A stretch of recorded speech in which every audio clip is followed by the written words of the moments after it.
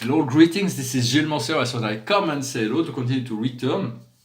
We need to communicate on those important aspects of the ascending consciousness for humanity is on the brink of going through the greatest transformational evolution process that's ever happened on the planet. We are. It's very interesting to observe all the dualistic function within society. So you have to detach emotionally, understand things from a higher perspective in order not to be entangled in this dualistic process. Yet understanding that everything, a lot of things that were not so clear in the past are coming up to be discussed. Before things were not seen, now a lot of things are being seen, and so it will lead to great reforms. So I'm going to pull a few cards first. Past, present, future. So everything is leading us towards this empowerment. It's in the understanding we've already discovered this force of eternal life, this force of wisdom, this force of knowledge that comes from Egypt, this transcendental power. We all had this understanding before we came into the dual world. We were fourth and fifth and sixth and seventh dimensional beings. So it's just a matter of retrieving those memories. Right now we are asked to put an end to the wars and battles, to make peace within ourselves. As we do that, we are able to allow ourselves to be transported into this field of love and light that is paradisical. We have to have trust and faith, although we are blind in relationship to what is to come, to engage our faith and into towards that salvation point, the one truth, one point of freedom, one God, one truth, one point of freedom. What comes will come in the future is the mastery of the senses. It is leaving the point of survival to understand that to be in a receptive state to the point where you know that all your needs are always taken care of. God will always fall to know that, so that you can open yourself to all kinds of new opportunity to receive this abundance, this energy. We also ask to control our senses. For I couldn't do the Ramadan this year. I'm going to try to do a few days of fasting nevertheless. And what will come as a result of that is the karmic relation, the fulfillment of the past through the actors and actresses. For we have to change role every so often to slay the ego and to move into a higher position within ourselves. What we are learning is to develop this inner love. It's love that is not shared. So when love is not shared, it's like, can you love yourself enough, or do you not share this love for yourself? So how much can you love yourself? And the more you are able to love yourself, the easier it will be to open the portal of ascension and to recognize the love of God, the love of source, for that is always there. And then we'll be able to find the farm, we'll be able to grow, we'll be able to harvest the fruits of spirits, and that is leading us to become an authority, to this empowerment, to become a figure of authority. That means renouncing to all sorts of outer authorities, all kinds of old beliefs, in order to become sovereign within ourselves. Of course, there is gentleness, never brutality, is never.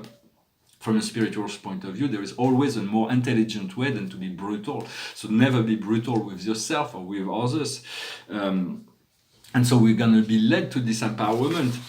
In a sense, we believe that life is ever so important. We're fighting, and people are fighting for all kinds of things within life. But God reminds us to let go, to trust God, to let go, to rather than focusing on the story, focus on the author who writes the story, on God, on the source. Far more important to focus on that source than what is going on. For once you are connected to the source, you will be aligned to the best wisdom, best understanding, best knowledge of all the things that are happening within any moment of now.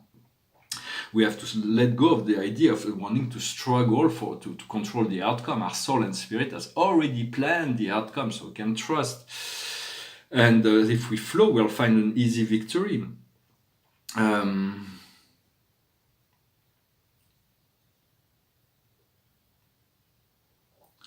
Not the note, but I'm not really sure what I meant by this note, so I'm sorry, I didn't.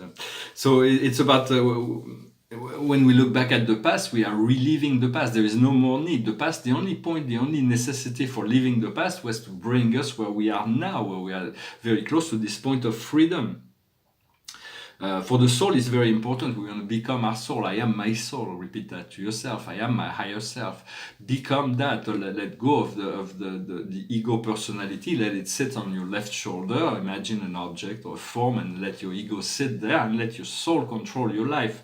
For the soul is a divine being. Once you find your soul, you find God. For the soul is an eternal. Your soul, our soul is an eternal. And there is only one soul. We are all extension of that one soul, that great universal soul. It's the most powerful force on the earth. And then the company of heaven administers, and then God administers the inner process of each being. For God has created a universe with spirit beings that is so perfect. It never really have. It can, because it's always conscious. And if anybody in the universe would not fulfill this function, God would automatically return to the perfect law of the one, the perfect law of wisdom, in relationship to all evolutionary paths. But God has created this universe so perfect that it's never, the truth can only be delayed. The truth of God, this light of the one, will eventually emerge into as what it is, in the truth, what we are.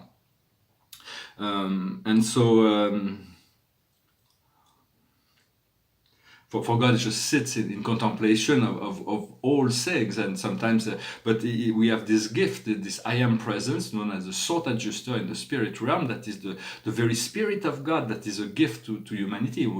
And our soul has the desire to align with these plans of God in the ninth dimension.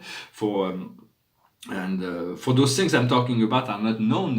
They're like, in a sense, they are addressed to initiated people that are already initiated, but this number grows and grows, for we are only one family and we want to awaken collectively. I'm hoping to publish my book soon, so I'm going to start being able to talk about this in radios and TVs, and of course I will not, because some of those, I hope you find those interesting, but those ideas are addressed to, you already have to have an open mind in order to receive the new ideas. And so as we keep our mind open, we continue to receive directly from the universe. Once we find our soul, we find God, and those but we do not need to do external gods. For God first, God is. So we love God because He is. He just is, and His isness is enough to love Him. But then we love God because He is within us, and then eventually we love God because we exist within Him or within her, and so. The Buddha could make this whole ascension without any necessity for any external God. He aligned to righteousness, to the truth of the light. He aligned with the light and became enlightened. Then, of course, he discovered in Buddhist tradition it's more a philosophy than a religion, because God, the idea of God, is not even introduced. But what could correspond to God in the Buddhist tradition is the court of the white jade. The Buddha of the white jade, which is the father of all Buddhas, the original source of all things and all beings.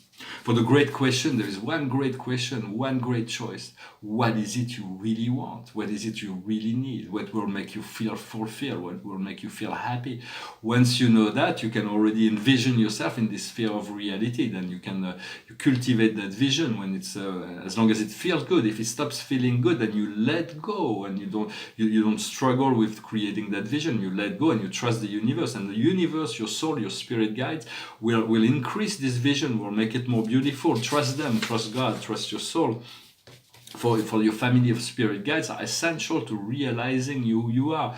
They are here in assistance so that you may eventually realize your own soul and spirit. For they are the go-between. They are divine beings of amazing grace. We wanna ascend into the reality where they already are, and their love for us and our service to us is unconditional. They will always try to guide us to the highest choice. But even if we make a choice that is not the highest choice, they will still be there to assist and support us. But we do want to follow, because there are lower passion, mid passion, and higher passion. The higher passion would be like what brings us, what do you good and do good to others. Like the arts, for instance, in creating art, you do good to yourself and you do good to others. But then there is middle passions that are neutral; they don't do good or bad. It's okay. So we want to focus on those. Then there are lower passions, things we love to do, but that may be harmful to our physical body or may be harmful to others. So those are the things we wanna let go of. Those lower passions. for everything happening through the soul. For the soul is one great consciousness, and it's evolving. The spirit being only the minister of that, and God is the harmonizing force, being universal. For one of the gifts I've been given is the discernment of spirit, to be able to discern the spirit. For no matter where you ascend, there will always be invisible spirit beyond the realm. Beyond the realm of possibility of seeing, and every time we ascend we include one more reality of spirit in our vision. But it's very difficult for me still to discern between my own soul and my I am presence, for they speak as one to me. And so it is important to keep in mind that is discipline as much as possible. For discipline will bring us self-worth, will bring us confidence, and so we continue to work on that, and with one step at the time, and we can already connect to this paradise grid, already be in paradise, just be there, be whole, know yourself as a paradise being, as one connected to God, and then once we're there, we're in total fulfillment, we're in contentment, and we can wait for others to meet us there. For they will eventually, not every being is destined to paradise society in the near future, for we have to ascend through the planes of the cosmos, and then eventually the celestial planes, and eventually we'll be sent into this great spiral of energy that we'll eventually be able to return to the true presence of the source. But until then, we already have this divine minister, this divine I am presence that is so wise, and so we have to trust that because it's going through the process with us, yet it lives in reality that's universal, that's supreme, ultimate, absolute. So there is no and yet the spirit is conscious as is here as a complement to the soul, in order to bring us where we need to be, in order to find our freedom and our joy and our abundance, where we are fully ourselves. Well, I hope this reading was interesting for you. I'm going to pull 4 more cards. The highest wisdom for us is the limitation, is to understand the limitation, to accept the limitation. They are only temporary, not to adding more limitation to it, but to accept those that are here, and to pass through whatever we need to pass through in order to achieve what we need to achieve. What we need to understand is the paradigm shift. It's a total change of reality, from fear into love, from exclusion into inclusion, from rejection into acceptance, from dark into light. So be careful. In society they use this Orwellian principle where light is dark and dark is light, and so they try to confuse the program, but there is a great deal of awakening that is happening that will lead us to the change we need. What we need to do is the healer. We need to heal. We need to accept the healing, to be the healer, to bring wholeness to situation. We don't need to be perfect. We were already perfect. But we cannot manifest that perfection always, because we have cellular memories where we are slowly but surely moving towards that perfection, and to accept that healing, that we're already whole, we're already healed, we're already complete, without having to be perfect or whatever imagination we have in relationship to what we believe. Yet we do want to align with the law of the one, to the law of perfection, to the law of truth, to the law of goodness, to the law of beauty, to the law of because once we align with this law, then the law will free us. The truth shall set you free. And what is the outcome is new action, the right action. For the Buddha knew that there was the right action. There was all the in many sense, we're going to have to return to the understanding of relearning maybe this Dharma, because a lot of the great wisdom, even on the Western side, the great philosophers that we call pre-Socratic, they achieved the great understanding of wisdom. Then we move into a materialistic society, but we lost a lot of the understanding of the self-discovery, although time have changed. We've been through that, so we have to let go of the past, and embrace the present. Even though we do not know what the future will bring, we have to be in a receptive state and get ready to receive the best, and continue to cultivate the best vision you can for yourself, and ask yourself, what is it you really want? What is it you really need? Once you know that, the universe is informed, and then allow yourself to the universe may show you that there is even certain things in relationship to what you have expressed that can be even better, that can be enhanced, that can be modified, and just keep an open mind and flow with whatever your soul and your spirit is aligning you with, so that you can embrace it. For there is a great change for everybody that is coming immediately. The paintings behind me, this is a poem. It's a poem. It says, "Divine love, I come to you again today, overwhelmed by an intense affection.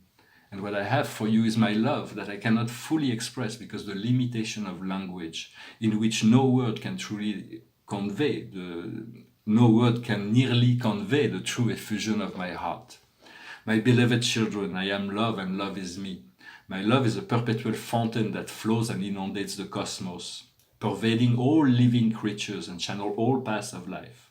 It manifests itself in adversity, pulsates in every single breath of every living cell of the cosmos and vibrates in the living soul of the world. It can be said that my love knows no limit, no bound. Only those who grasp the truth can experience its presence, which embraces and transcends all times and all spaces." It's a beautiful poem. I made a few paintings out of it. I saw it touched my heart very strongly. It was in 1986 when I first discovered this poem. I started making paintings in 1989. And this is painting from 1994. I did 3 versions. One of them was stolen in Florida, and I still have 2 of them. They're very, very different visually, but it's the vibration of the poem. And here is a painting about the I Ching. It's part of 64 pastels. This one is number 7. It's about the army, how to keep things disciplined, and how to get about the. So focus on whatever. I'm not saying to be too rush on you, to be strict, but to allow yourself a certain amount of discipline to be able to maintain all your energy, so they don't flow everywhere. To be more disciplined, so we are able to achieve more stillness within ourselves. I finished with the beginning of the song. It's a song. It says we will all go to paradise, no matter what. You are good, you are bad. It's the only place you'll ever go. Of course, those who are not, we don't go from material to spiritual. We are elevated very progressively. So we have to follow our path. Still be good. The more we align to goodness, the faster we'll get there. But this says that no matter what, even the criminals will get to heaven. There is no other place where God could put them. So it is only an illusion, a show. So it's a song, a French song. It goes like this. Qu'on soit béni ou qu'on soit maudit, on ira. Toutes les bonnes sœurs et tous les voleurs, toutes les brebis et tous les bandits, on ira tous au paradis. On ira tous au paradis, même moi. Qu'on soit béni ou qu'on soit maudit, on ira avec les saints et les assassins, les femmes du monde et puis les putains. On ira tous au paradis. Ne crois pas ce que les gens disent, c'est ton cœur qui est la seule église. Laisse un peu de vague à ton âme, n'aie pas peur de la couleur des flammes. On ira tous au paradis, même moi. Qu'on croit en Dieu ou qu'on n'y croit pas, qu'on ait fait le bien ou bien le mal, on sera tous invités au bal, on ira tous au paradis. On ira tous au paradis, même moi. Qu'on croit en Dieu ou qu'on n'y croit pas, avec les chrétiens, avec les païens, et même les chiens, et même les requins, on ira tous au paradis. Thank you for sticking till the end. So be in this paradise state of waiting for all the blessings that you be already in this sphere. And just as the best advice I can recommend, to just be what you want to be and be your soul, be your higher self. And each and every day works towards this integration with grace and humility. And thank you very much for liking, sharing, commenting, subscribing, and I'll talk to you later. Namaste.